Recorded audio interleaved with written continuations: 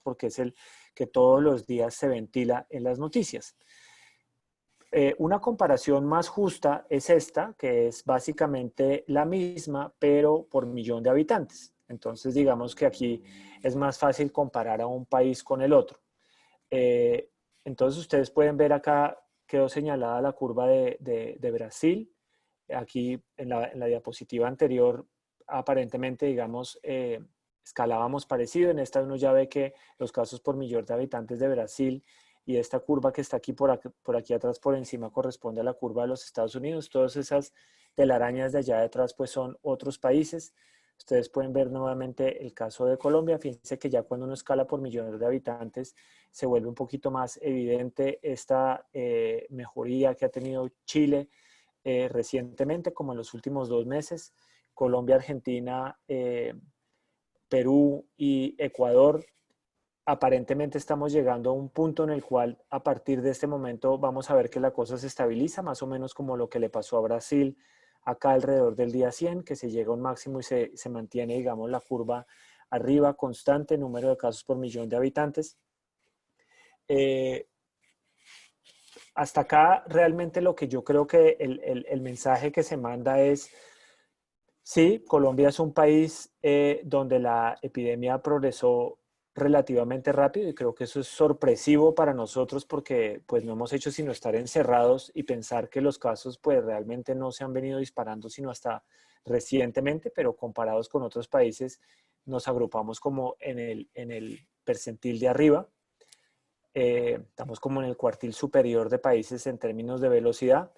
En términos de casos diarios por millón de habitantes, Colombia también es un país con una incidencia alta. Ustedes lo pueden ver en este diagrama. Realmente a la fecha, digamos, si ustedes cogen acá este último cuadrito entre los días 140 y 160, ustedes pueden ver que Colombia es uno de los países donde hay más número de casos confirmados por millón de habitantes. Entonces, el mensaje es, sí, Colombia ha tenido, digamos, una epidemia que es un poco más rápida y un poco más, eh, digamos, dura comparada con otros países de la región.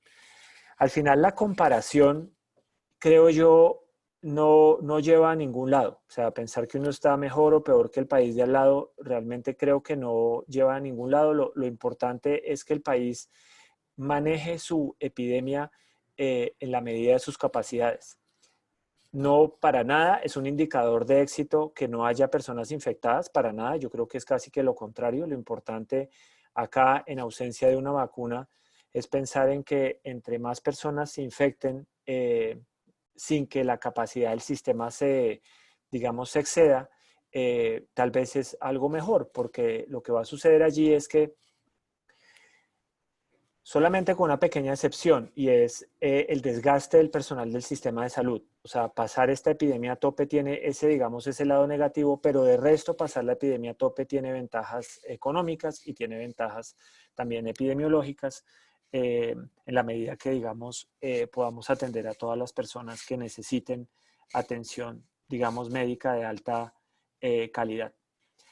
Entonces, hasta ahí quería yo hacerles un pequeño recuento, como un abrebocas de la situación de Colombia y como les decía, pues el mensaje es, sí, estamos rápidos, sí, ha sido un poco más grave, pero también no hemos excedido la capacidad de carga en ninguna de las ciudades colombianas. Hasta ahora en todas las ciudades hemos tenido la capacidad UCI para atender a todas las personas que han llegado con cuadros, digamos, súper negativos de COVID, de tal manera que yo creo que la historia de Colombia hasta ahora, epidemiológicamente hablando, es una historia exitosa.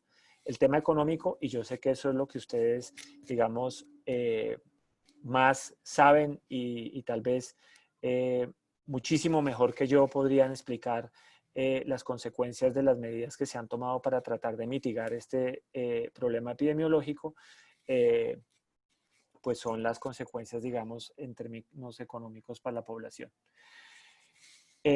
Acá entonces les voy a contar súper rápido qué es lo que nosotros hemos hecho. Yo creo que la mayoría de ustedes están familiarizados con el esquema que está puesto aquí arriba a la izquierda. Esto digamos, es un diagrama de un modelo epidemiológico que parte a la población en grupos de interés. Entonces uno acá, estos son susceptibles, personas expuestas, es decir, personas que han adquirido el virus, pero tienen una carga viral tan pequeña que todavía no son capaces de infectar a nadie. Uno puede permanecer en este cajón 1 o 2 días.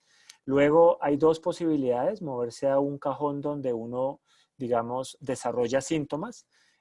Tal vez el mejor nombre para este cajón hubiera sido ese, pero pues como ya estaba apropiada aquí la S en susceptible, le pusimos I de sintomáticos y una A de asintomáticos. La proporción entre estos dos cajones es algo que se ha debatido muchísimo. El distrito, Bogotá, había venido manejando una proporción de 1 a 1 en la mayoría de proyecciones epidemiológicas. Recientemente, con un trabajo del profesor de la OS y los mismos modelos matemáticos, hemos podido llegar a entender que esto está más en una proporción de 1 a 4. Por cada persona con síntomas hay 4 sin síntomas.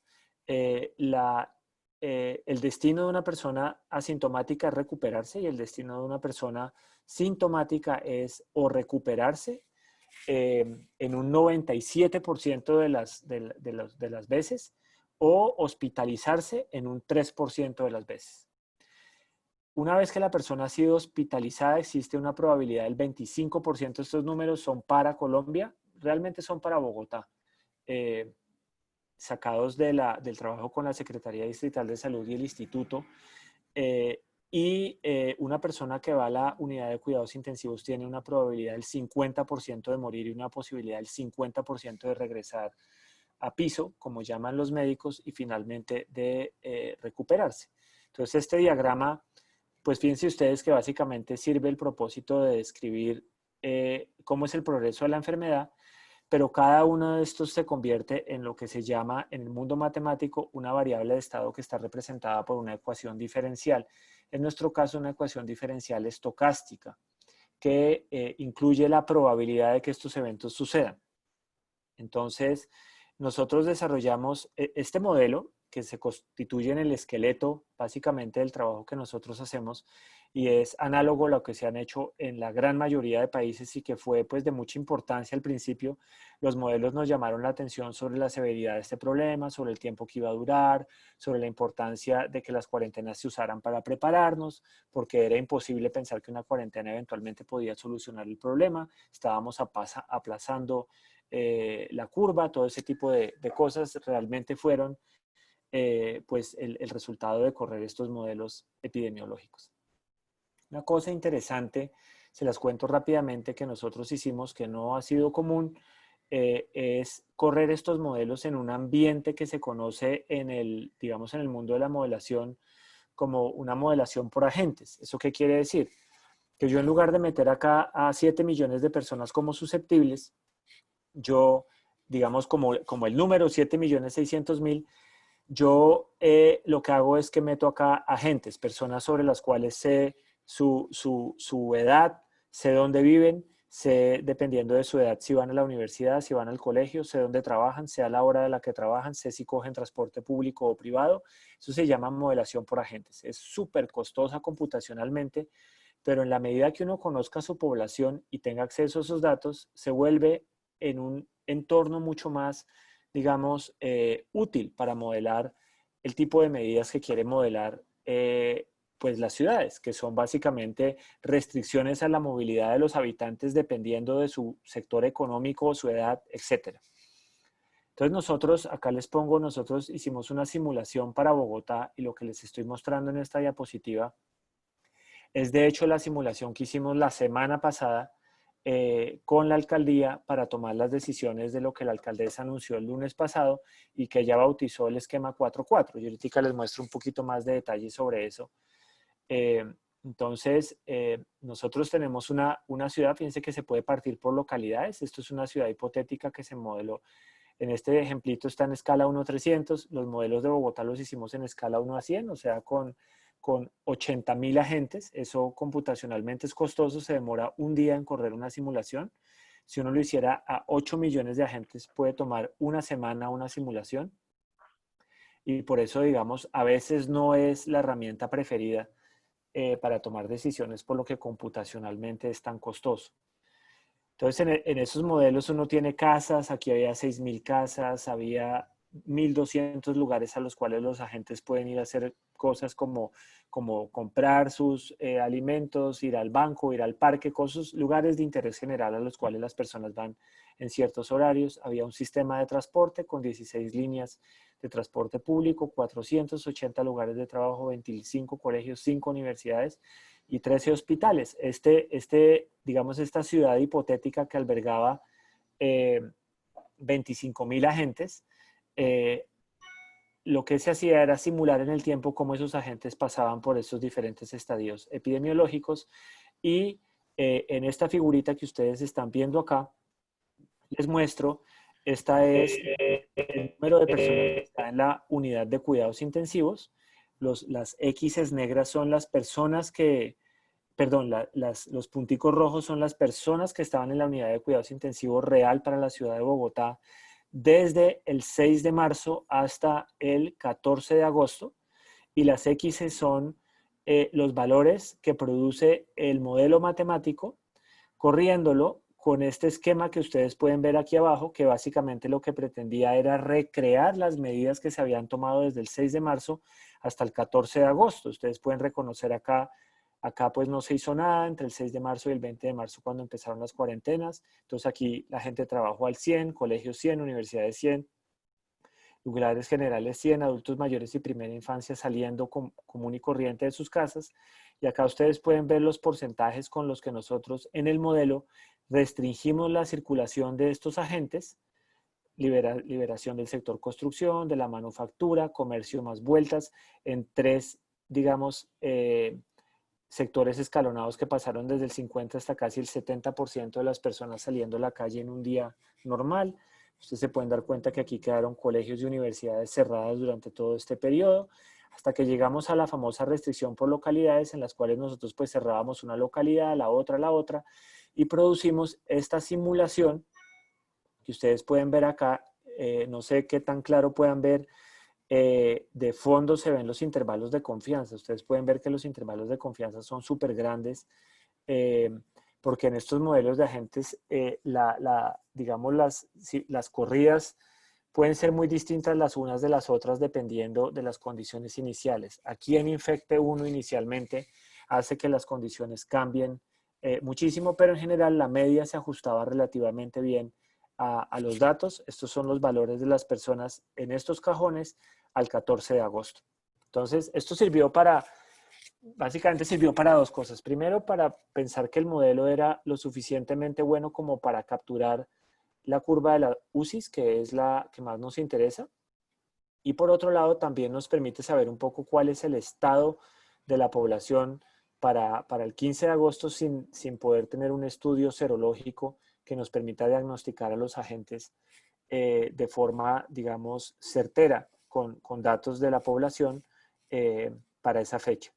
Y eso es muy importante porque para poder modelar lo que sigue, pues uno tiene que saber bastante bien dónde está parado. Esta figura, yo no sé si ustedes de pronto puedan reconocer de la presentación que compartió la alcaldesa el lunes para Bogotá.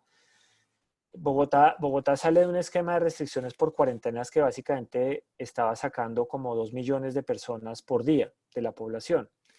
Nosotros nos dimos cuenta que Bogotá, no sé si ustedes también vean mi panel de control acá de Zoom que tapa un poquito, voy a correrlo acá para un lado. Ustedes pueden ver acá cómo funciona Bogotá de lunes a domingo digamos, en una normalidad con números totales de personas saliendo a la calle. Esta curva lo que hace es recrear el número de personas que hay en la calle entre las 0 horas y las 24 horas del día lunes y así sucesivamente hasta el día domingo. Entonces ustedes pueden ver que en Bogotá ocurre un pico más o menos hacia alrededor de las 10 de la mañana de número de personas en las calles que en la normalidad es más o menos de 5.600.000 personas, casi 6 millones de personas simultáneamente afuera en la calle a esa hora en la normalidad. Fíjense que lo que se propuso con la alcaldesa es un esquema. Las personas han sentido que es una liberación exagerada de los sectores económicos que seguramente nos va a llevar a un rebrote, pero la verdad es que la ciudad tiene una restricción de más o menos el 50% de la movilidad. Se espera que con el esquema propuesto no se exceda los 3 millones de personas simultáneas en la calle para un día cualquiera. Yo pues le insistí mucho a la alcaldesa, pero ya fue complejo, como ella lo explicó. De hecho, yo vi que pues muchas personas, muchos periodistas criticaron la medida porque era muy difícil de entender qué se podía hacer. Ella trató de decir que había una ciudad de lunes a jueves y otra de jueves a domingo. Ustedes se pueden dar cuenta que la verdad es que la ciudad es ligeramente distinta todos los días y de hecho el jueves, que es el día que supuestamente teníamos un traslapo de actividades, no es el día más congestionado, es el día viernes. Pero digamos que inicialmente los asesores de la alcaldesa la bautizaron el esquema 4-4. Ya cuando nosotros lo vimos e intentamos, digamos, hacer el análisis epidemiológico, pues nos dimos cuenta que no tenía nada de 4-4, pero pues no valía la pena tratar de cambiarle el nombre, la verdad, pues lo que valía la pena era tratar de ajustar las cosas para que funcionaran bien. Entonces, con el modelo matemático, nosotros lo que hicimos fue lo siguiente. Me voy a devolver un segundo a esta diapositiva que yo tenía aquí antes. A ver, esta diapositiva. Yo les voy a hacer un cálculo aquí súper rápido. Si Bogotá tiene más o menos unos, digamos, 7.600.000 habitantes, y si por alguna razón que de hecho pues no está ampliamente demostrada, pero hay suficiente evidencia de que eso es así, de que no todo el mundo eventualmente se va a contagiar, aún así se exponga a personas que tienen el virus. Consideremos que aquí hay 6 millones de personas en el cajón de los susceptibles y que vamos, digamos, a contagiar a todas esas personas en el transcurso del tiempo. Nosotros sabemos que de estas personas que están acá, solamente el 3% van a presentar síntomas, ¿cierto? Eso produce pues la verdad no tengo acá esas, a ver si tuviera esas cuentas acá rápidamente a la mano. Bueno, tal vez no tengo mis cuentas a la mano, pero yo sé perfectamente los cálculos de las UCIs. Significa que aquí van a llegar a las UCIs, cuando yo aplico aquí el 3% y aplico hospitalizados el 25% y aplico a las UCIs el 25% de los hospitalizados, a mí me da que en Bogotá más o menos vamos a tener 33.000 personas que van a requerir UCI en el transcurso de esta epidemia. ¿Sí? 33.000 personas. Si Bogotá tiene 2.000 UCIs y tenemos un periodo de estadía en las UCIs de más o menos 2 semanas, eso quiere decir que la tasa máxima de aceptación de personas en las UCIs de Bogotá es de 133 personas día. ¿Sí? Y si va a haber 33.000 infectados, pues uno hace la división y eso le da que a Bogotá le tomaría 255 días evacuar la pandemia a tope. ¿Sí?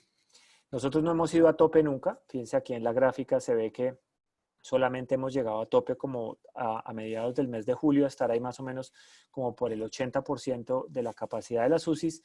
O sea que realmente no hemos avanzado mucho en evacuar a las personas, todavía nos falta bastante.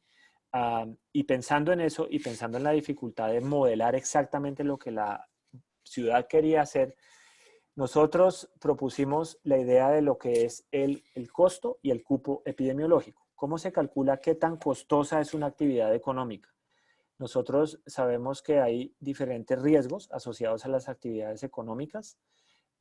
Sabemos más o menos cuántos contactos se producen por habitante por hora en las diferentes actividades económicas y sabemos más o menos cuál es la proporción de personas infectadas, que la supusimos igual en todas las actividades económicas, de tal forma que nosotros podíamos sacar para un día cualquiera cuál iba a ser el costo en términos de personas por día que necesitan UCI, no ese día, sino digamos unos días más abajo en el tiempo luego de que yo me contagie por actividad económica. Entonces ustedes pueden ver acá que construimos para Bogotá este diagramita que explica muy bien el esquema que propuso la alcaldesa, qué actividades se pueden hacer, qué día sí, qué día no y en qué medida. Por ejemplo, esenciales son todos los días, entre las 8 de la mañana y las 10 de la noche.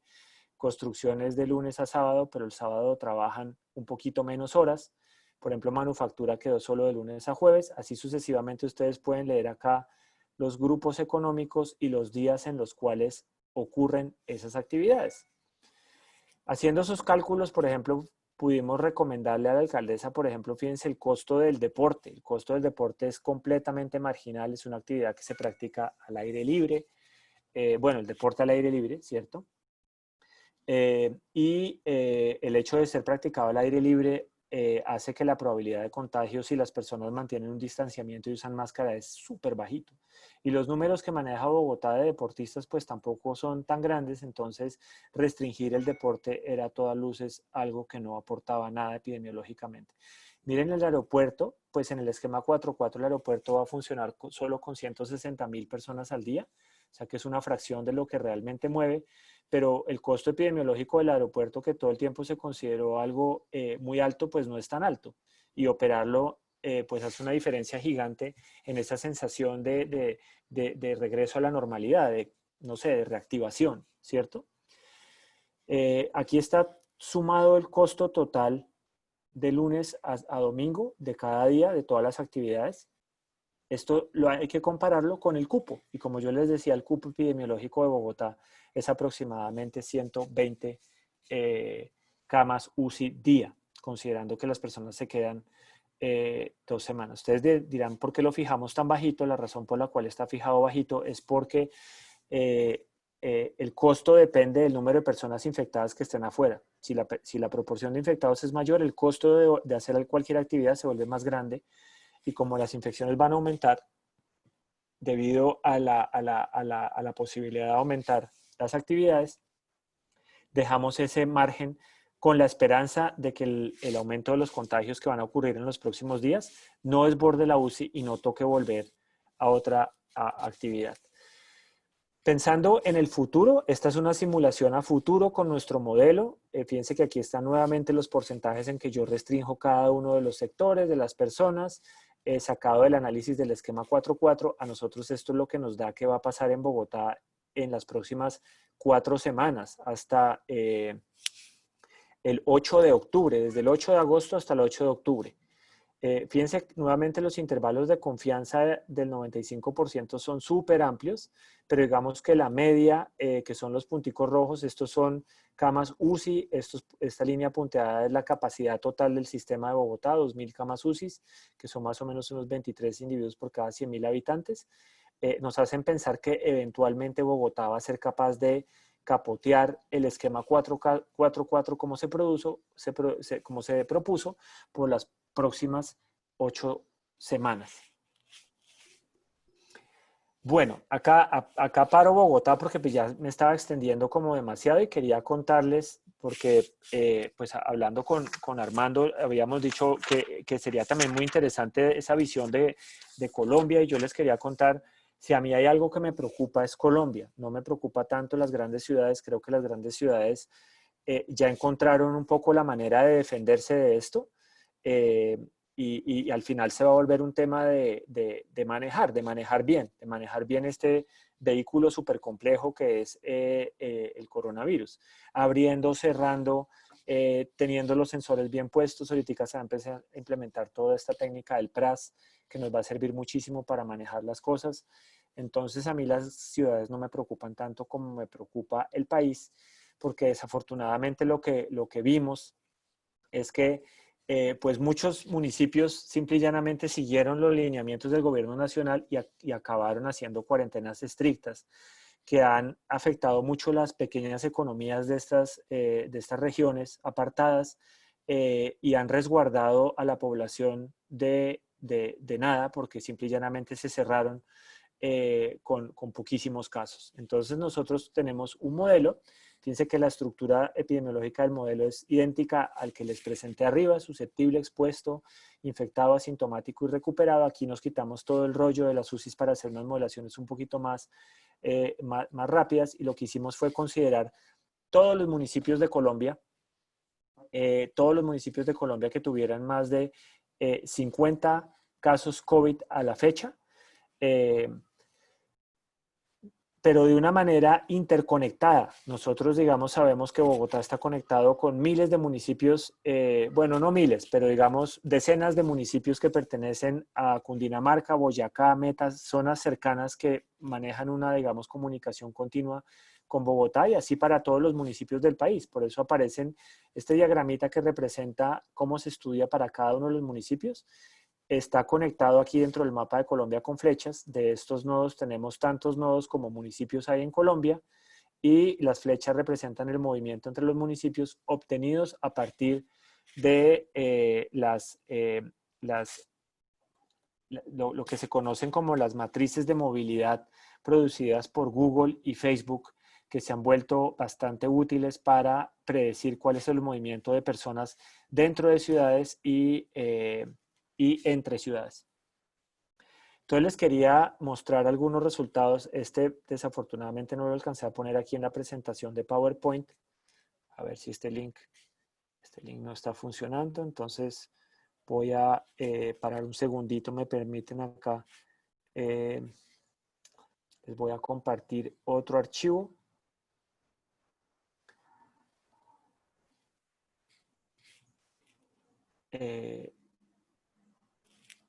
Ya voy a compartir entonces ese archivo del que les estoy hablando. No sé por qué no lo pude abrir.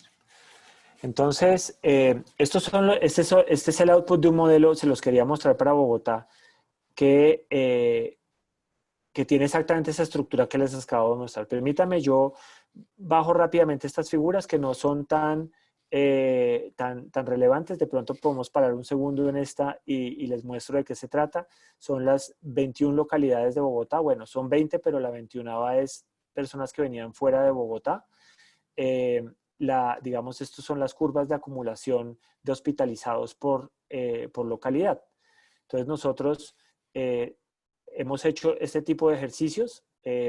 Para cada una de las localidades ustedes pueden ver aquí las barritas del número de casos que reporta el Instituto Nacional de Salud y ustedes pueden ver la curva negra gruesa que va por encima de las barritas y las líneas sombreadas grises oscura y un poquito menos oscura que representan los intervalos de confianza del 95%, y en rojo está puesto un pequeño forecast solo de 2 semanas de lo que sería la tendencia de cada una de esas localidades. Aquí lo voy a bajar lentamente para que ustedes vean, pues hay localidades que demuestran dinámicas un poco más rápidas que otras, hay unas con tendencia al alta y otras con tendencia a la baja.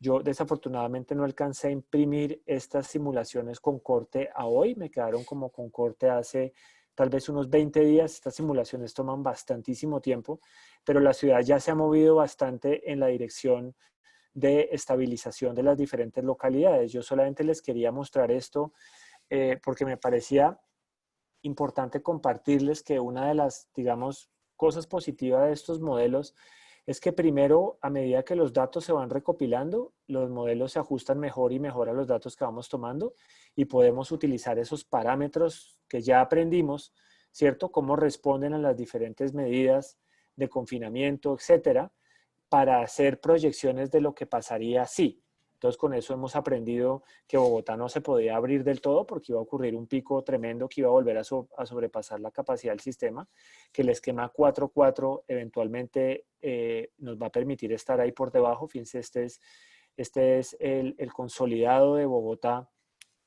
de todas las localidades juntas. Esta es la habilidad que tiene el modelo de rastrear los datos. Este es el forecast que se había hecho a 6 de agosto de la tendencia de Bogotá. Estos son sus diferentes intervalos de confianza. Y aquí les muestro un poco los parámetros que utilizamos para meter en el modelo. Entonces, por ejemplo, la tasa de contactos sale de la estimación del ajuste del modelo a los datos.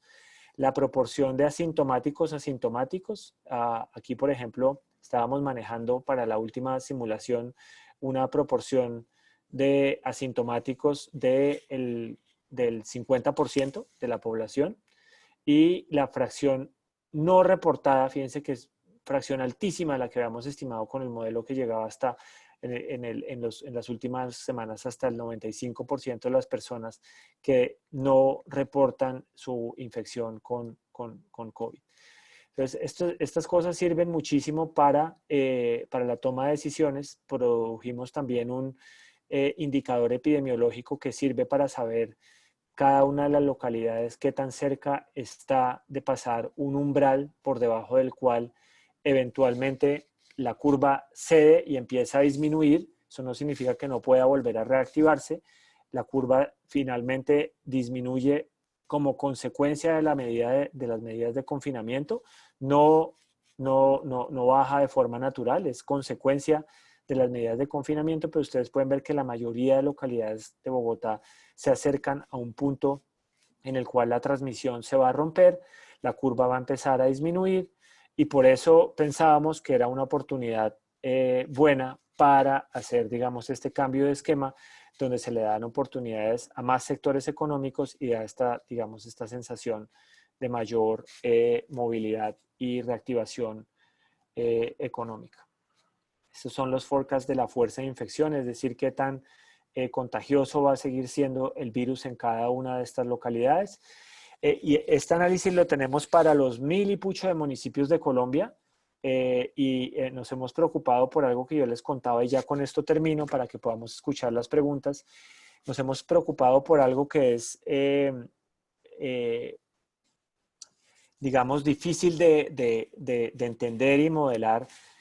Y es el efecto que tiene, digamos, la reconexión de los municipios, porque conectar a Bogotá con Girardot, pues para Bogotá no es nada, pero para Girardot puede ser el inicio o, digamos, la reafirmación de su tendencia al alza en sus casos. Los municipios ahorita como se van a conectar, pues va a producir brotes desde cero en municipios que tenían nada, va eventualmente a acelerar municipios que tenían pocos contagios y pues ahora se van a empezar a subir, pero incluso hemos encontrado que hay municipios, pues a Bogotá realmente no le importa que entre gente de otros municipios porque Bogotá es la ciudad que tiene la proporción de infectados más alta de la región. Entonces, que entre otra gente realmente no tiene un efecto significativo epidemiológico. Pero hay municipios de Colombia donde sí, y creo que eso es algo muy importante para que el gobierno nacional piense y, digamos, trate de regular en las medidas que empiezan a regir a partir del 1 de septiembre.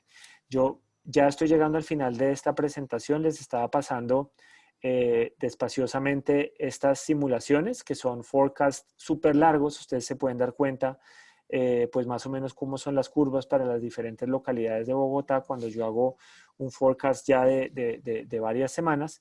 Esta era la situación agregada, modelado a partir del 6 de agosto, manteniendo las medidas que habían sido implementadas hasta el 6. Entonces, fíjense que se veía esa tendencia a la baja. Esta simulación es puesta con Bogotá cerrada como estaba cerrada el 6 de agosto, ¿no? Ahora que ya la abrimos, la curva se ve más como la que les estaba mostrando yo en la otra presentación, digamos ahí pegadita a la capacidad de las unidades de cuidados intensivos. Entonces, pues, por aquí paro. Armando, muchísimas gracias. Yo reitero nuevamente que me siento muy honrado de poderme dirigir a ustedes con estos resultados que hemos tenido del trabajo que hemos hecho hasta ahora y estaría encantado de tomar cualquier pregunta que ustedes tengan.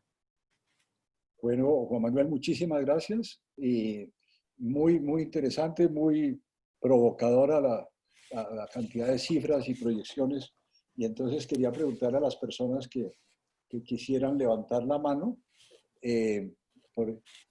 Tenemos a J. Uribe y a Hernando José Gómez al principio. Juan Manuel, usualmente nosotros recibimos 3 preguntas y al final de las 3 te damos el espacio para responder para ir procesando las intervenciones. J, por favor.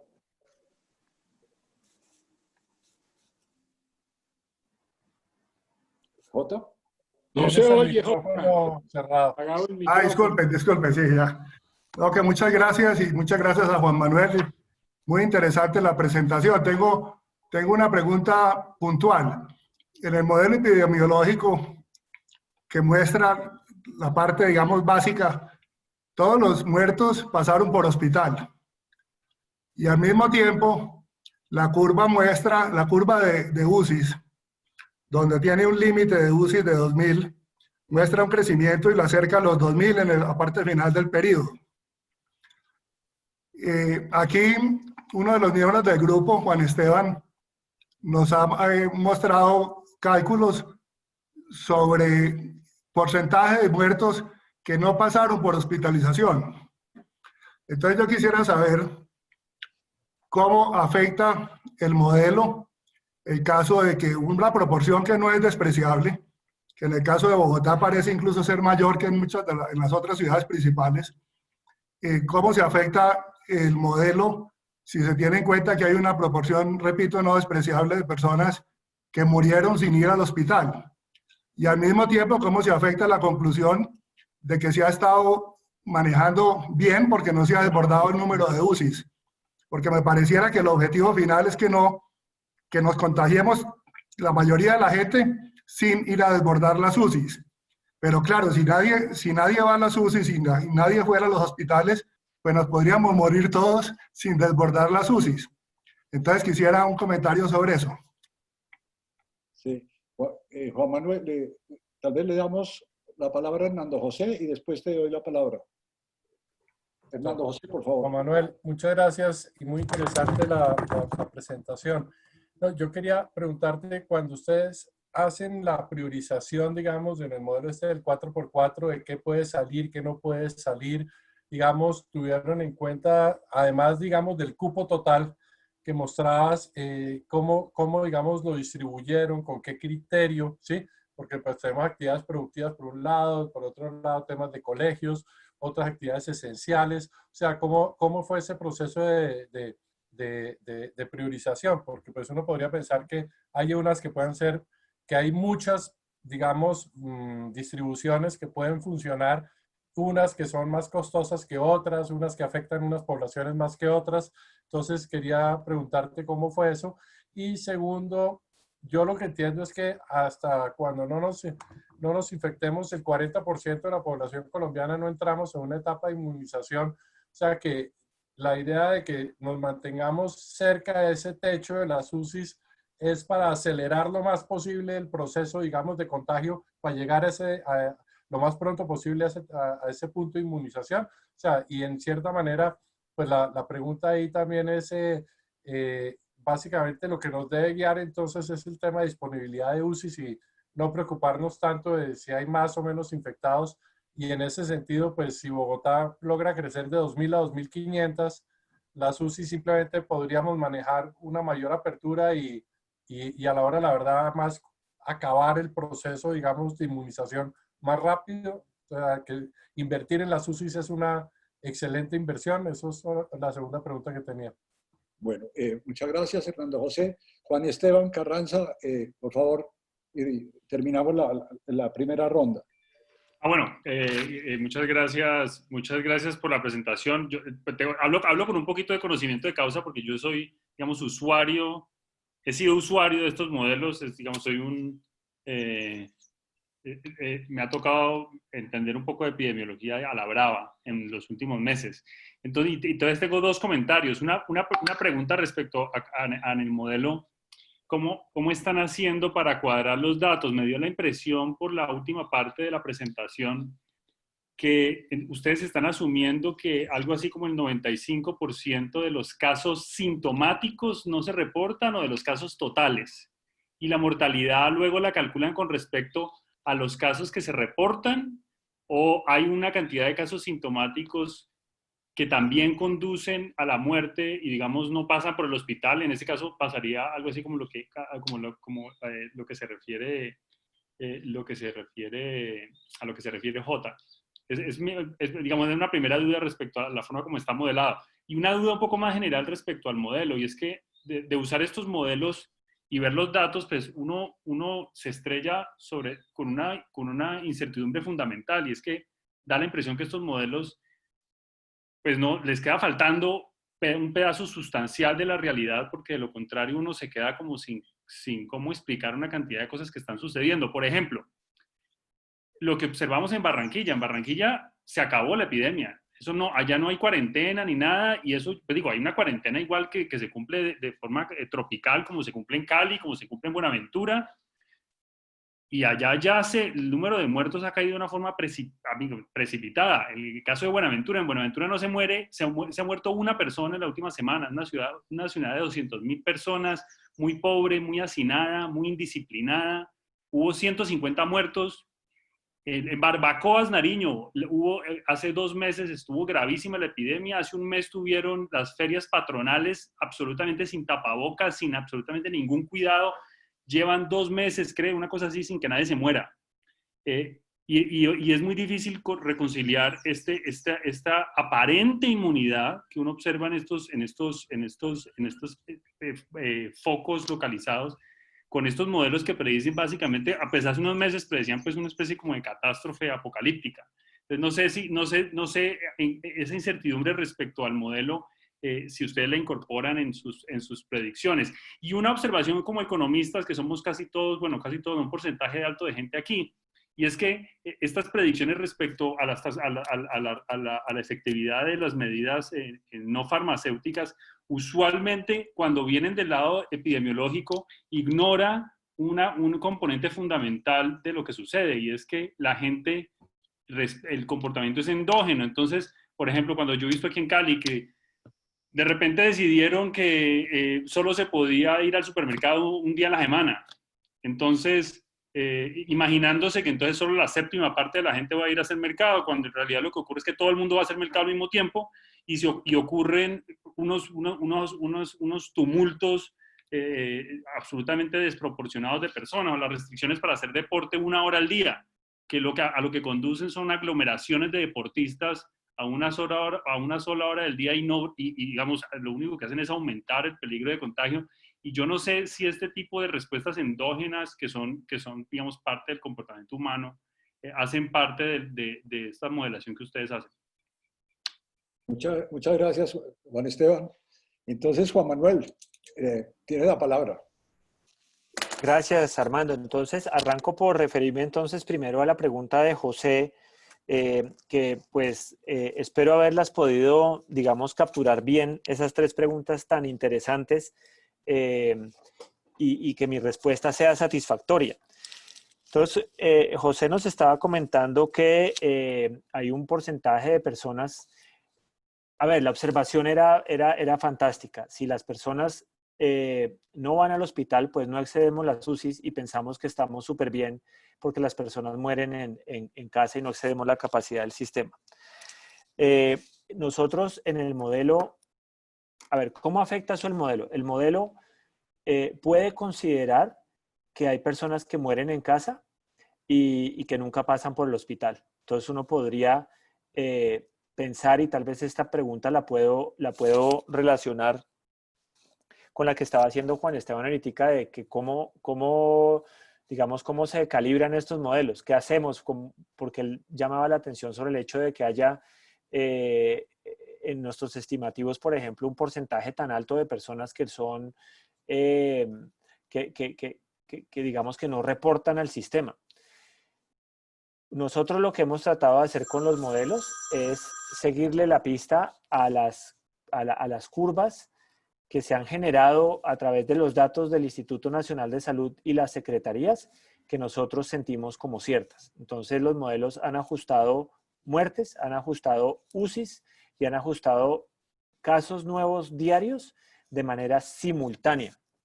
Y lo que hacemos es que para una serie de tiempo, digamos, no sé, de 2 meses, el modelo se corre y vía algoritmos de optimización uno obtiene los parámetros que describen la transición de cada una de las personas en los compartimentos epidemiológicos, que le hacen el mejor ajuste a los datos que observamos. Ahí, pues como decía Juan Esteban, ahí hay una cantidad de margen de error, hay una posibilidad de pronto de olvidar aspectos que son fundamentales en el desarrollo de esta infección en las diferentes ciudades. Él llamaba la atención sobre Barranquilla y Buenaventura, donde en principio de pronto la pandemia ya habría terminado. Entonces, para terminar la pregunta de José, lo que nosotros hemos tratado de hacer, y pues estas muertes en casa desafortunadamente, pues normalmente les toma mucho tiempo llegar a verse reflejada en datos oficiales del sistema de salud, porque no se les están haciendo pruebas, no se sabe, hay causa probable de muerte, pero realmente no hay una causa confirmada de muerte. Entonces es difícil incluir esos valores en los análisis, y eso es algo en lo que hay que tener muchísimo cuidado. porque sí, la función objetivo aquí, digamos, de optimización ha sido tratar de que el sistema no exceda la oferta. Es decir, nosotros ya hemos aprendido en Bogotá que por cada persona que entra a la UCI hay un 50% de probabilidad de que esa persona muera. Sin embargo, por cada persona que requiere cuidados intensivos y no los tiene, la probabilidad de que esa persona muera pues es del 100%. Entonces la idea es intentar minimizar las muertes, digamos, evitables y evitables a través de, digamos, mantener esa habilidad de tener una oferta adecuada para la demanda de UCIs. Entonces voy a pasar, de pronto, José, mira, si alcancé a contestar bien la pregunta, va a pasar a la de Hernando. Me estaba preguntando sobre cómo se distribuyó el modelo 4x4, ¿cierto? La verdad es que eso fue un trabajo súper complicado, Hernando, porque lo que nosotros hicimos, digamos, como equipo, pues consultor, digamos, de la alcaldía fue intentar ponerle un costo a las actividades. Pero pues el distrito tiene su propio equipo de personas, hay también economistas. Pues yo estuve reunido con Juan Benavides, que estaba trabajando con Juan Mauricio, que estaban apoyando a la alcaldesa pues con todo el tema de la reactivación económica, y ellos ayudaron un poco a establecer qué actividades necesitaban entrar. La alcaldesa pues fue muy enfática en que ella quería ver entrar a los jóvenes y a los niños a través de los colegios porque habían pagado un precio muy alto con el encierro que se había ocasionado en Bogotá desde marzo. Y entonces esa cosa fue muy artesanal. La verdad fue, además hubo una reunión súper grande con los diferentes gremios, se quejaron, ¿cómo no nos van a tener en cuenta? Nosotros esto no nos sirve, si nos dan un día con horario extendido no nos sirve, eso no nos compensa. Ese tire y afloje resultó en el modelo que pues la alcaldesa presentó, que se bautizó como el 4x4. Yo creo que tiene pues mucho de arte, un poquito de ciencia, como el cálculo del costo de las actividades, y digamos como ese seguro con el que nos fuimos, en el cual eventualmente nos vamos a acceder la capacidad de las UCIs. Pero pues de todas formas está el comentario de José, ¿no? Que hay cosas que eventualmente la ciudad de pronto pues esté celebrando sin mucha justificación, hasta que eventualmente no tengamos los datos oficiales y nos demos cuenta que pues hubo una cantidad de gente que decidió no acudir al sistema por miedo a encontrarlo colapsado, porque pensaban o tenían la esperanza de que se iban a mejorar en casa y finalmente acabaron muriendo sin ir. Entonces voy a pasar a la de Juan Esteban, que la verdad anoté 4 cosas acá. Creo que ya me referí, Juan Esteban, un poco como al tema del ajuste del modelo. Nosotros lo que hacemos es que simultáneamente y utilizamos una cosa que se llama filtros de Kalman. Por si acaso usted está familiarizado con eso, realmente es un algoritmo sofisticado de optimización para ajustar modelos donde el nivel de dimensionalidad es alto. Porque pues fíjense que cuando nosotros tenemos muchas localidades o muchos municipios y queremos a cada uno de esos municipios ajustarle una tasa de contagios, pues son miles de parámetros desconocidos, pero tenemos también a su vez miles de series de tiempo conocidas, y lo que nosotros hacemos es encontrar una discrepancia mínima entre lo que produce el modelo y lo que producen los datos. Es cierto que estos modelos pues tienen limitaciones, y yo pues quería referirme súper rápido a algo que he venido reflexionando recientemente, y es que la epidemiología matemática, que ya pues tiene 100 años, se había enfrentado históricamente al problema de retrospectivamente intentar entender los brotes. Entonces, no tenía el problema que tiene, digamos, la modelación matemática en eventos climáticos, por ejemplo. Ustedes ven ahorita en la temporada de huracanes todos los centros de modelación de clima que producen las trayectorias de los huracanes con sus conos de desviaciones, y ellos han vivido conviviendo con esa necesidad de modelar para mañana, ¿cierto? Con los datos de hoy, qué va a pasar mañana, y con todo de que ellos llevan también una trayectoria de varias décadas supercomputadores, modelos ultra sofisticados, datos en tiempo real digamos, con estaciones meteorológicas, y ustedes ven los conos de proyección de los huracanes, y esos son, al tercer día el cono ya pues coge, básicamente todos los Estados Unidos ya no saben bien para dónde va a coger. Los epidemiólogos nunca se habían enfrentado a esta situación de tener que modelar algo para mañana y tener que enfrentarse a ver si sus predicciones tenían algo que ver o no. Y creo que lo que decía Juan Esteban es muy cierto. Lo que quedó al desnudo es que a estos modelos les falta de todo. Realmente son una herramienta, es como tratar uno de tumbar un árbol pues con una piedra afilada. No son lo mejor, pero es lo que hay. Es lo que hay, es con lo que nos hemos defendido, y creo que han servido para llamar la atención sobre cosas. Se han pifiado vilmente en la mayoría de los casos, pero han servido muchísimo para llamar la atención, y la verdad que al final, pues la toma de decisiones es mejor con un modelo malo que sin un modelo, y creo que pues eso sí debemos reconocérselo. Yo quería cerrar entonces, Juan Esteban, su comentario de Barranquilla y Buenaventura. Yo la verdad creo que es cuestión de tiempo de ver que se producen reactivaciones de contagios en estas ciudades. Sería extraño pensar, aunque podría ser que por el perfil, digamos, inmunológico de las personas de estas ciudades, por su pirámide poblacional, eventualmente estén al otro lado y hayan conseguido la inmunidad de rebaño, que se está estimando alrededor del 60%. Yo creería que con los brotes que se vieron en Barranquilla y en Quibdó, tal vez con la única excepción de Leticia, que Leticia eventualmente sí podría eventualmente estar rondando el 60% de personas recuperadas, incluyendo la posibilidad de que no todo el mundo sea susceptible. Leticia sí sería como una de mis ciudades candidatas a no ver rebrotes. Yo creería que uno podría ver en Barranquilla un nuevo aumento en los contagios, pero lo importante es que ese aumento nunca vaya a desbordar la capacidad del sistema, y eso estaría bien. Es decir, volverlo a ver subir, pero con una capacidad de atender a todo el mundo sería suficiente. Una observacióncita, qué pena, antes de darle la palabra a otra persona respecto a los datos a los que se refería Jota y que yo también mencioné, digamos, de paso, es que yo saco los datos diariamente del Instituto Nacional de Salud, entonces allí yo puedo mirar lo siguiente, y eso puede tener un error o no, pero pues para decirte, digamos, claramente de dónde salen estas nociones. Vos puedes mirar, si le seguís la historia a cada paciente, puedes ver cuando se muere, ver si alguna vez estuvo registrado como hospitalizado. Y entonces allí las cifras son alarmantes para todo Colombia. Da algo así como que el 50% de la gente que se muere nunca pasó por un hospital.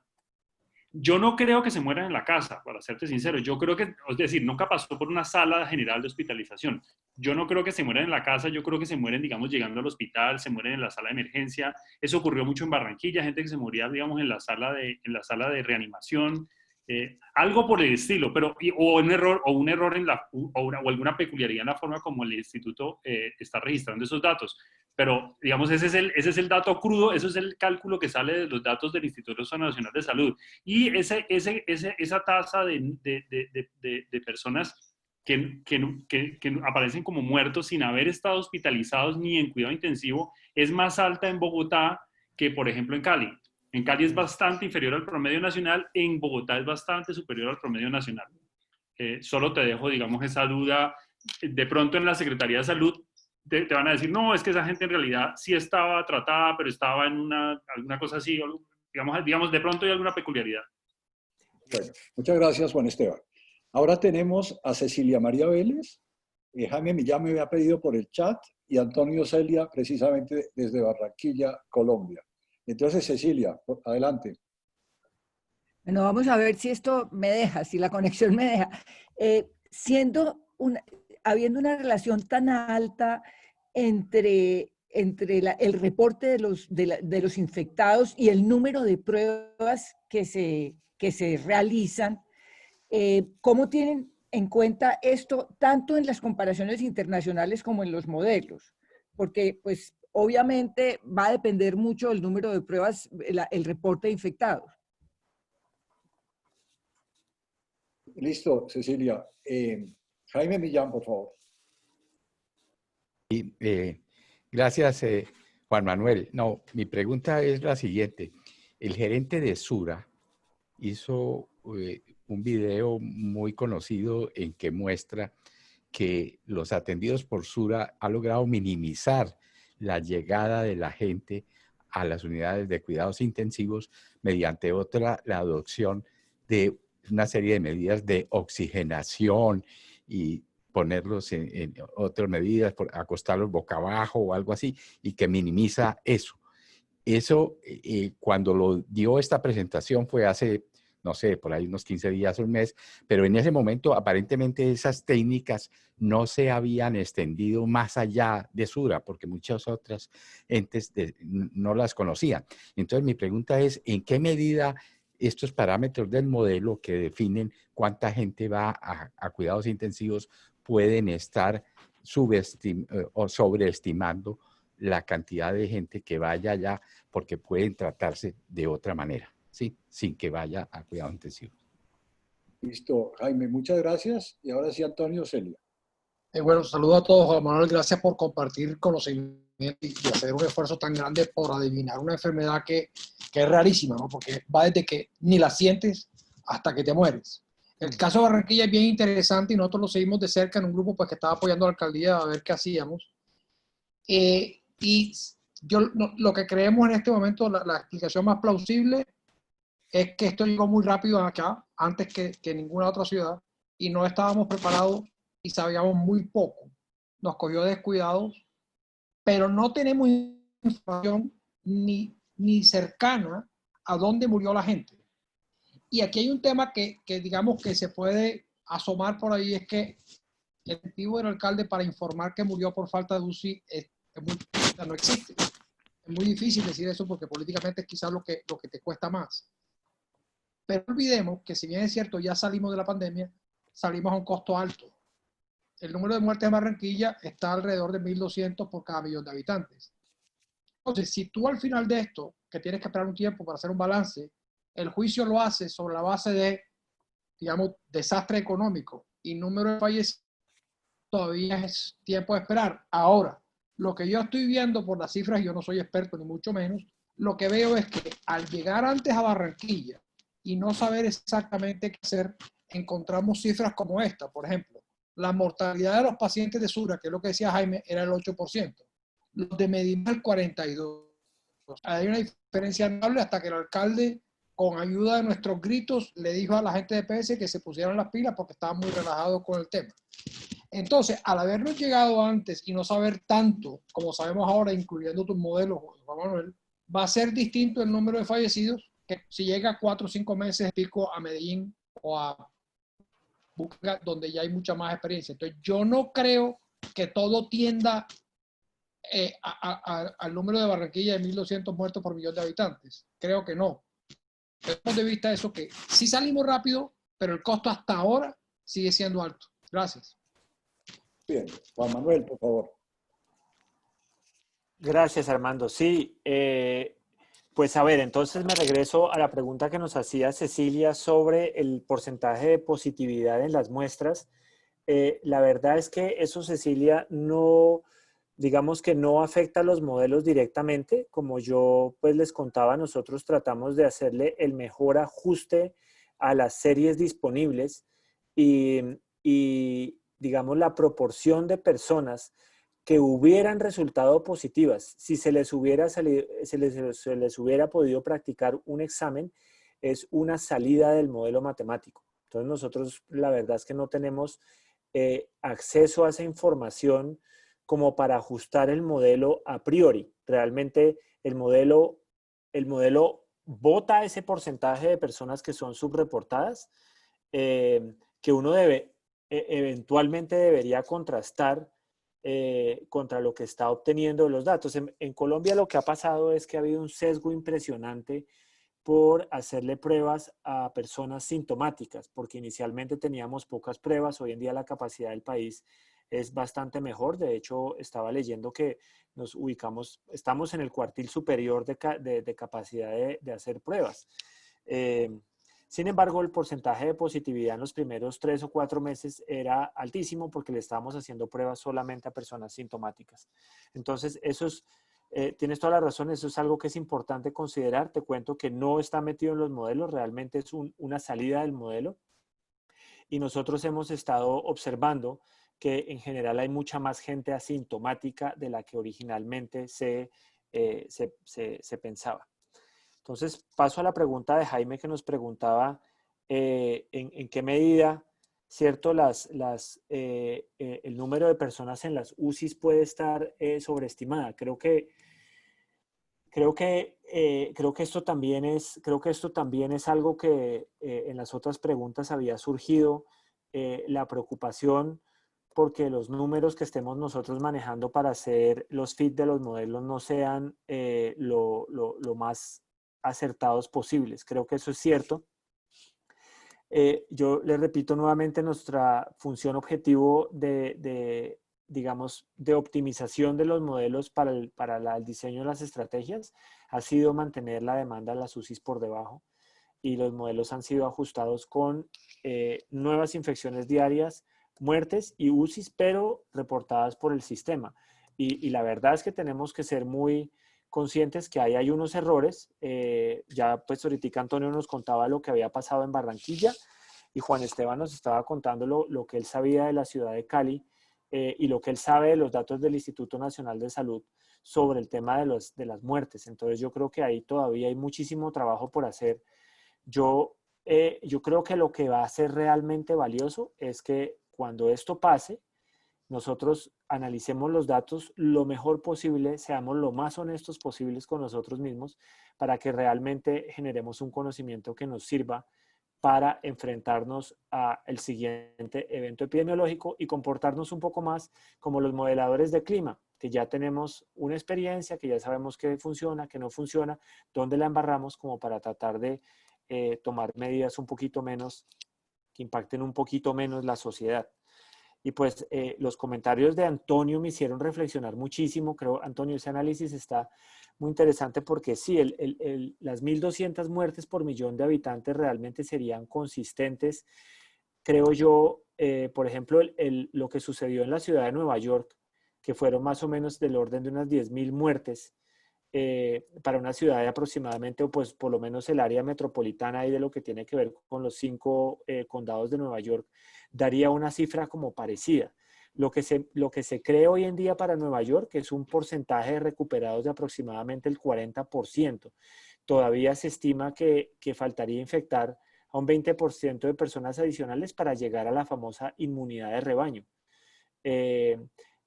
Las infecciones naturalmente van a progresar de una forma más lenta a medida que yo tenga muchas más personas recuperadas, si es que la recuperación dura por un periodo de tiempo suficiente como para que la persona no pueda volver a recontagiarse. Pero yo creería que eso apunta un poco a lo que decía también Juan Esteban, de que algunas ciudades de Colombia ya están súper avanzadas epidemiológicamente. Ese dato me hace pensar mucho. Y creo que la apreciación que tú hacías es muy cierta. La verdad, el costo fue alto. Creo que a Barranquilla le pasó un poco lo que le pasó a Nueva York en Estados Unidos, que los agarraron temprano, ¿cierto? Y lo que tú decías es muy cierto. Ese conocimiento en tratamiento, en medidas, pues ha ayudado y va a ayudar mucho a las otras ciudades eventualmente a alejarse de ese número de muertes por millón de habitantes. Problemas de la metrópolis. Sí. Muy bien, muchas gracias, Juan Manuel. Gracias, Juan Manuel, muy amable. Ahora tenemos que pidieron por el chat Sergio Clavijo y Ana María Ferreira, y después Luis Fernando Alarcón. Entonces, Sergio, por favor, adelante. Gracias, muy interesante, Juan Manuel, tu ponencia, hemos aprendido muchísimo. Haciendo referencia a lo que han mencionado varios colegas anteriormente, estoy seguro que tú conoces muy bien toda la teoría de exceso de fallecidos. Esto se hizo muy famoso desde Milán, y esto apunta a la teoría de que probablemente medicina legal se mueve mucho más rápido que el sistema de salud. Entonces, si en general sabemos que la teoría de exceso de fallecidos ha reportado, inclusive en Italia, un 30% aparente de subregistro y probablemente no sabremos en años si estuvo relacionado o no en COVID. La pregunta concreta es, ¿en qué medida ustedes usan la teoría de exceso de fallecidos, que es simplemente saber el número de fallecidos total, digamos, enero-agosto, Bogotá, y compararlo con enero-agosto del 2019, Bogotá, independientemente de la causa? Y si se ve ese exceso de fallecidos del 30%, pues tienes una métrica para entrar tú a afinar tus modelos y probablemente tomar un margen de cobertura, sabiendo que ese exceso de fallecidos muy probablemente están originándose en el COVID. Hay un problema obvio que tú lo debes conocer muy bien, y es que la misma paralización y confinamiento ha deprimido las muertes violentas de homicidios, los mismos accidentes automovilísticos, y me imagino que el historial te permitiría hacer un ajuste adicional sobre el exceso de fallecidos. Primera pregunta. Y la segunda pregunta es, ¿han corregido ustedes las favorables tasas de fallecidos en Colombia, digamos 350 contra 850 en Perú, o los 1.200 que mencionaba Celia contra Barranquilla, por la composición demográfica? Es decir, una cosa es saber que tienes 15% de mortalidad en una Italia de viejos versus saber que Colombia tiene una tasa de mortalidad de 3,5, pero si la ajustas por el tema de composición poblacional, de pronto uno tiene que estar muy preocupado si te está dando el 6, corrigiendo por el factor de composición etaria. Gracias. Muchas gracias, Sergio. Ana María Ferreira, adelante. Hola Juan Manuel, muy querido, muy interesante. Yo quiero retomar un poco el tema de Juan Esteban porque me parece importante. Digamos que eso es un modelo de optimización donde uno está, digamos, poniéndole un límite a la ocupación de los UCIs y está asignando por actividades en función del estimado de gente que circula por actividad, pero no estamos teniendo en cuenta la densidad misma de la actividad. Entonces, por ejemplo, en el comercio parece contraintuitivo que tener el comercio restringido a 4 días evite contagios. Uno pensaría que si el comercio puede actuar 7 días a la semana, la densidad que se da en los espacios comerciales es muy inferior y por lo tanto la probabilidad de contagio también es inferior. Entonces, no sé si uno pudiera hacer unas simulaciones considerando la densidad propia en espacios de las diferentes actividades. Porque lo que decía Juan Esteban del pico y cédula, pico y género y restricciones de actividades sí llevan a aglomeraciones de personas en espacios cerrados donde el distanciamiento social se puede ver comprometido y donde esa densidad de espacio tenga una influencia en la rata de contagio. Gracias. Muchas gracias, Ana María. Luis Fernando, por favor. Gracias, Armando. Muchas gracias, Juan Manuel, por la presentación tan interesante y tan útil para todos. Mi pregunta es muy simple.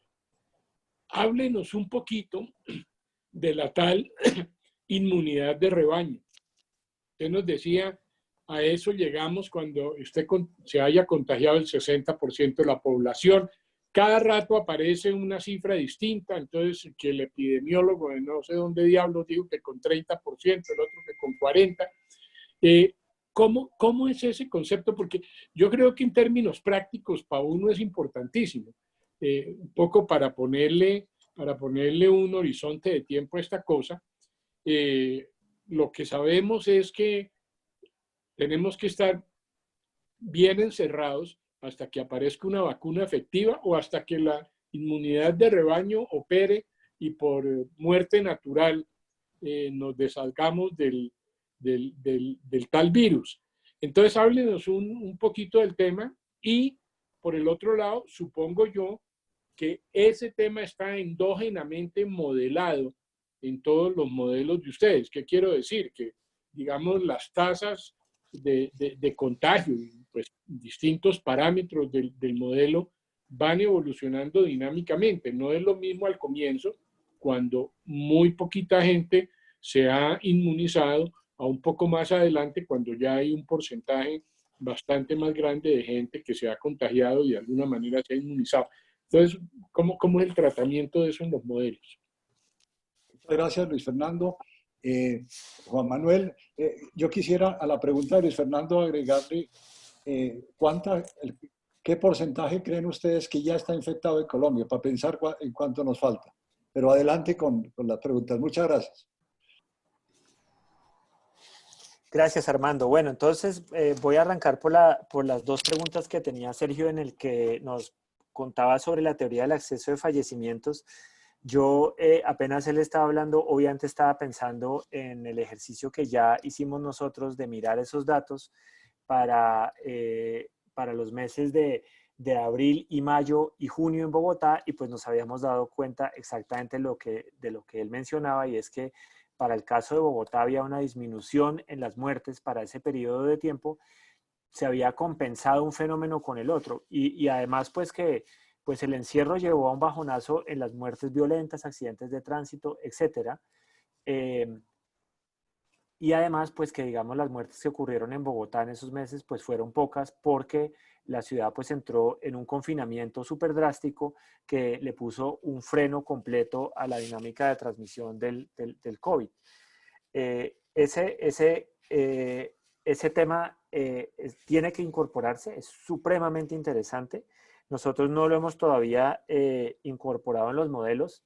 Y con respecto a la segunda pregunta, Sergio, de la composición demográfica y si eso lo estamos usando para corregir las tasas de fallecidos, la respuesta es no. La única cosa que hemos utilizado la composición demográfica es que hemos utilizado las pirámides de edades para las diferentes ciudades de Colombia, y en los modelos hemos incluido lo que está reportado en la literatura de las diferencias en las tasas de contagio, de hospitalización, de probabilidad de muerte para los diferentes grupos etarios, y digamos que los modelos han tenido esa complejidad allí incorporada.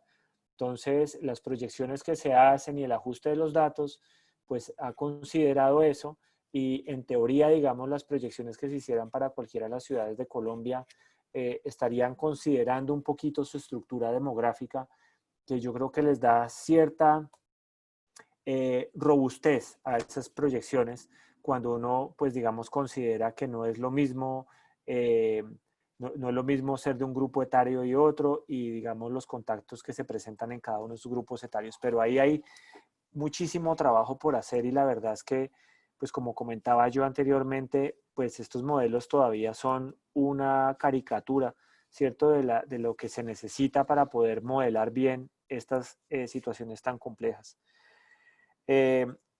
Ana María estaba mencionando algo que es muy importante. Nosotros, pues claro que hemos caído en cuenta que no es un tema de número de personas en la calle, sino es un tema de densidades, es digamos, qué tantas personas hay por metro cuadrado, lo que finalmente determina el riesgo de una actividad u otra. La manera como eso se incluyó en el modelo, en la estrategia 4x4 que propuso la alcaldesa, fue a través de una cosa que se llama la fuerza de infección. Es un parámetro que le permite a uno establecer, dado un número de personas infectadas o una proporción de personas infectadas en una población, en contacto con un grupo, digamos, de personas susceptibles, y que nos den un marco de tiempo, o sea, nos digan, bueno, 5 personas infectadas van a estar en contacto con 70 personas susceptibles durante 1 hora en estas condiciones, ¿cierto? ¿Qué tan cercano están? ¿Qué tan digamos, qué tanto tiempo duran esas intervenciones cercanas? La fuerza de infección nos permite calcular al final de ese episodio cuántas personas en teoría deberían salir infectadas en ese escenario. Entonces, ese beta digamos, se intentó graduar para las diferentes actividades, y por eso hay actividades que tienen un costo epidemiológico mayor que otras que mueven un número de personas más alto. Entonces, en la gráfica sí está tenido en cuenta el tema de la densidad, y la razón por la cual, digamos, se decidió dejar unas actividades lunes, martes y miércoles, y tal vez no todos los días, que hubieran tenido exactamente el mismo costo epidemiológico, y tal vez para la operación de esos sectores hubiera sido más sensata, fue por un tema de control. la alcaldesa consideró que era importante que la medida que se propusiera pudiera ser de un control fácil, digamos que no invitara tanto a la trampa de los ciudadanos, y por eso al final se optó por ese esquema que pues la verdad pues claramente es subóptimo, si se mira desde varios ángulos, ¿no? Pero no se me puede quedar sin mencionar lo que tú mencionabas de lo del pico y cédula, que es un nombre muy chistoso porque pues acá tenemos toda esa cultura. Yo no conozco ningún otro país que haya implementado eso, y lo había comentado Juan Esteban anteriormente. Hay unas de esas medidas que son absurdas. La restricción por número de cédula o por género en actividades que no son de obligatorio cumplimiento diario no tiene ningún efecto en reducir la población base. Simple y llanamente, artificialmente ordena a las personas en un día y en el otro.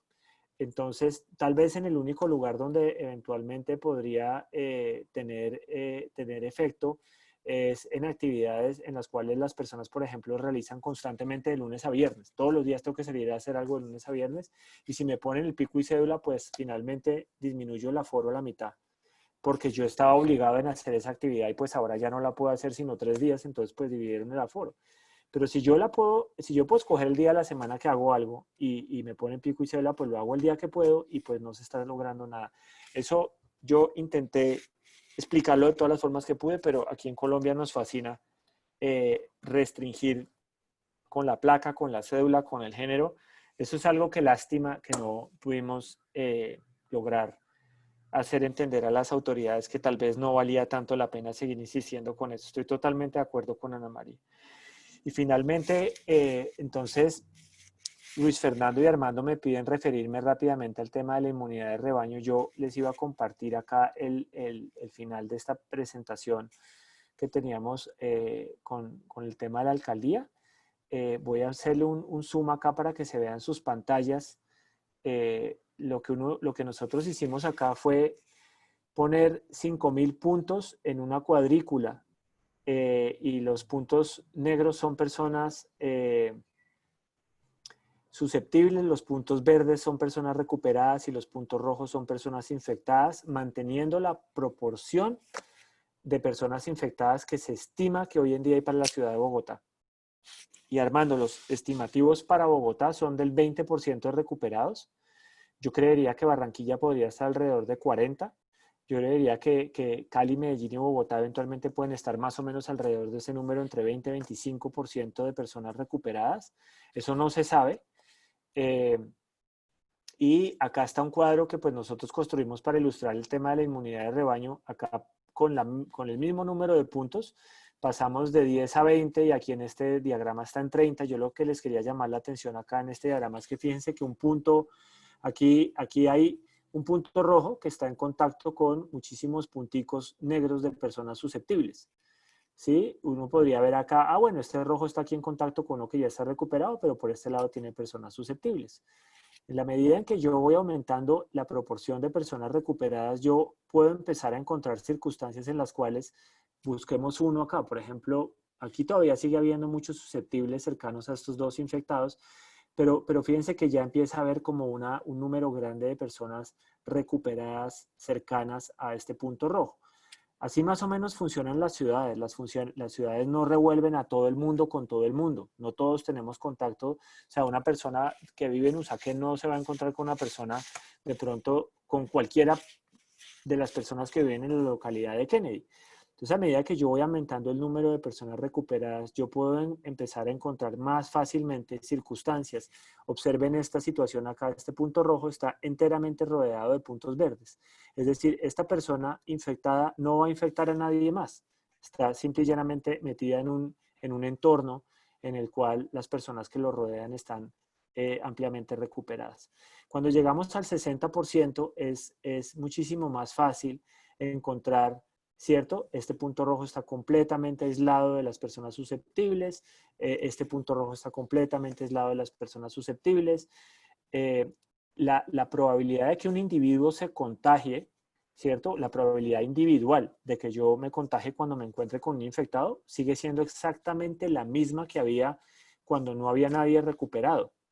Sin embargo, la probabilidad de encontrarme con alguien infectado se vuelve súper baja.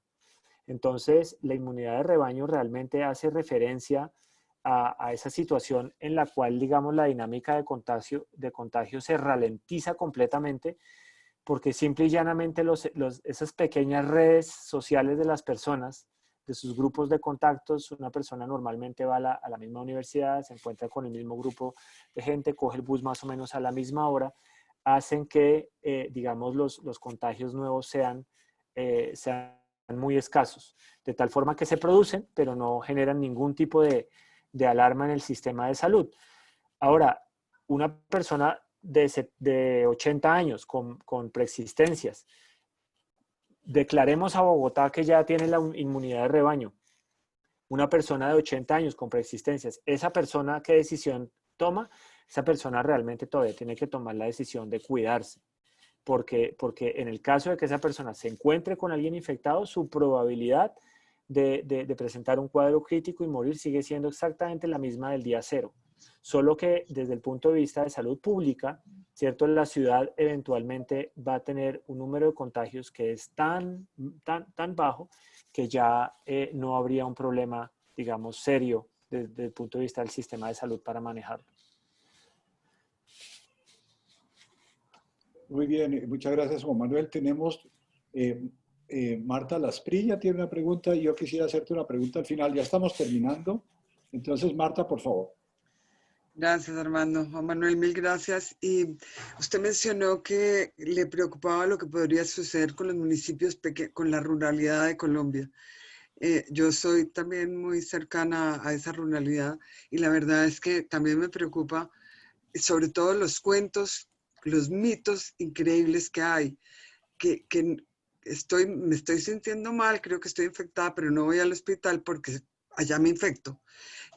O que no voy al hospital porque allá no tengo contacto con mi familia, no me pueden cuidar, entonces me van a matar para poder vender mis órganos. Una cosa, o sea, los cuentos son asombrosos. Entonces, pero me gustaría oír por qué a usted le preocupa lo que esté pasando allá. Sí. Gracias, Marta. Y Juan Manuel, te quería preguntar, un poco cuando empezaste a mirar las cifras del principio, tú dijiste que Brasil se había estabilizado en un nivel, como en un plató relativamente alto, y dijiste de paso que veías que Colombia podría estar así. Tú nos mostraste las proyecciones de Bogotá para ¿qué? 8 semanas. Te quería preguntar un poco cómo, así sea por fuera del modelo, ¿cómo ves la pandemia? ¿Vamos a estar más o menos en las mismas, por lo menos hasta el fin de año? O, en fin, ¿cómo ves un poco, saliéndose un poquito del modelo, cuál es tu feeling de para dónde vamos con la pandemia? Por favor, sigue. Ay, perdón, José Leibovich también tiene otra pregunta. José. Sí, muchas gracias. Una pregunta muy cortica que es relacionada con el tema del uso de la máscara y lavarse las manos y el distanciamiento, que es lo que se ha planteado desde el comienzo en esta pandemia. ¿Eso está incorporado en el modelaje que ustedes hacen? Es decir, que somos ciudadanos conscientes o que en eso hay como un despelote y en algunas partes sí se cumple eso o no. Es decir, ¿cuál es el peso que tiene dentro de los modelos este tema de esa disciplina ciudadana en ese sentido? Gracias. Muchas gracias, José. Ahora sí, Juan Manuel. Gracias, Armando. Bueno, Marta, gracias por preguntarme eso. Yo también he oído esas historias preocupantes y tal vez lo que más me ha preocupado es observar cómo hay un número gigantesco de municipios en Colombia. Yo estimo que es cercano a los 400 municipios que en este momento todavía no han llegado a los 50 casos de COVID. O incluso algunos de ellos con ningún caso reportado, y son municipios cercanos a Bogotá, municipios digamos, del norte del Tolima, zonas que los bogotanos visitamos frecuentemente. Estos municipios, por decisiones de sus alcaldes, entraron en cuarentenas súper estrictas. Incluso en algunos yo me enteré por algunas entrevistas de radio en las que tuve, digamos, la fortuna de participar, y en algunas de ellas tuve que interactuar con los alcaldes. Recuerdo una especialmente que fue con los alcaldes de Cunday, Carmen de Apicalá, Espinal, que tuvo un problema súper importante con una cárcel, y el alcalde de Ibagué. Yo he encontrado municipios donde ha habido, por ejemplo, toques de queda los fines de semana, en municipios donde hay 0 casos de COVID desde que empezaron las cuarentenas nacionales. Entonces son municipios ultra golpeados, los niños en sus casas recibiendo unas cartillas precarias para su educación. Han pagado un costo económico y social altísimo en este momento, y son municipios que el próximo 1 de septiembre se van a enfrentar con, digamos, el regreso a una nueva normalidad, una reapertura. Estos lugares realmente pues no hicieron nada, o sea, se encerraron, nadie se volvió inmune por haberse encerrado, simple y llanamente las cosas están tal cual como estaban el 20 de marzo pasado desde el punto de vista epidemiológico, y ahora con ese costo tan alto que pagaron social y económico, pues van a ver sus casos obviamente aumentarse. Entonces a mí eso es lo que a mí me preocupa, porque además son municipios que cuentan con un puesto de salud, entonces tiene que pensarse esta estrategia de respuesta súper bien desde las gobernaciones o incluso desde el gobierno central, porque ahí se tiene que tejer una red de apoyo. Sus municipios tienen que tener de claro a dónde van a ir, tenemos que saber exactamente cuál es la capacidad de UCIs para esa red de municipios, para poder administrar bien las medidas de mitigación, que yo creo que para ellos pues van a ser tremendamente difíciles de implementar, ¿no? Cuando todo el país y Bogotá y Barranquilla y Cali, digamos, retornamos un poco a una vida un poquito más flexible, ellos eventualmente yo creo que van a enfrentar situaciones de cierres en los próximos meses, tratándose de defender de unas infecciones descontroladas que eventualmente van a suceder por esta reconexión municipal. Entonces, Armando me preguntaba sobre Brasil y la meseta y un poco mi feeling de lo que va a ser la situación en Colombia.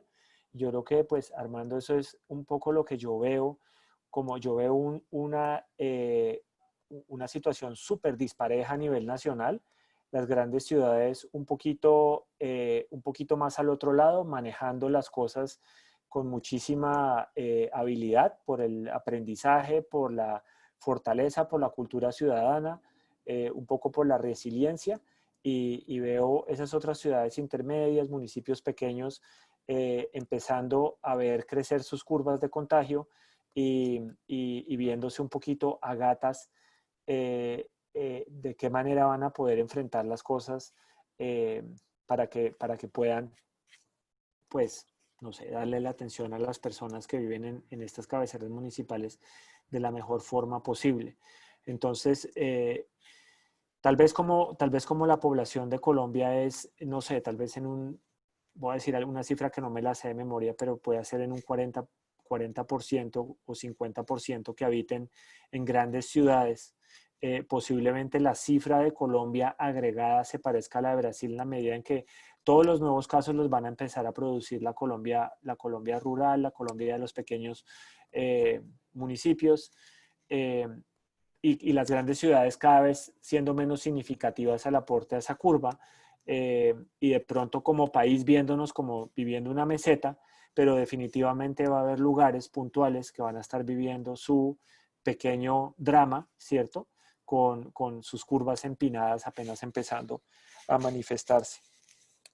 Y para referirme un poco entonces a la pregunta de José del uso de la máscara, el lavado de manos y el distanciamiento, y si eso estaba metido en el modelo, sí, está metido en los modelos, José. La idea es que con lo que hemos visto de los diferentes esquemas de mitigación en las ciudades, hemos aprendido cómo se baja la tasa de contagios cuando yo implemento una y otra cosa. No es fácil saber el efecto que tiene lavarse las manos en disminuir los contagios. Eso está mezclado con el efecto que tiene que no dejan salir a las personas mayores de 70, que no están los colegios abiertos, que no están las universidades abiertas. Todo eso está todo metido en un solo costal, pero ahí está metido eso. Entonces, la respuesta es sí. Si no hubiera esas medidas de control, solamente los grupos esenciales hubieran producido muchos más infectados de los que hemos tenido hasta la fecha y posiblemente es el resultado de las medidas de prevención. Bien, pues estamos llegando, o llegamos al final, más bien, Juan Manuel, te queremos agradecer muy, muy especialmente. Ha sido muy interesante, tú has visto el interés, las preguntas, y yo creo que nos pudiéramos quedar charlando sobre estos temas. Pues queremos agradecerte especialmente, ha sido de las sesiones más interesantes, más apasionantes que hemos tenido, y quería invitar a toda la gente que está con nosotros que te despidamos con un aplauso. Muchas gracias. No, muchísimas gracias a ustedes. Como les digo, en serio fue muy honroso para mí haberme dirigido a un grupo de personas pues tan importantes y tan prestigiosas como ustedes. Fue un gusto y agradezco mucho las palabras de despedida, Armando. En serio, ojalá que podamos volver a encontrarnos y conversar. Muchas gracias. Muchas gracias. Gracias. Muchas gracias. Un abrazo a todos. Cuídense mucho. No. Muchas gracias. Muy interesante.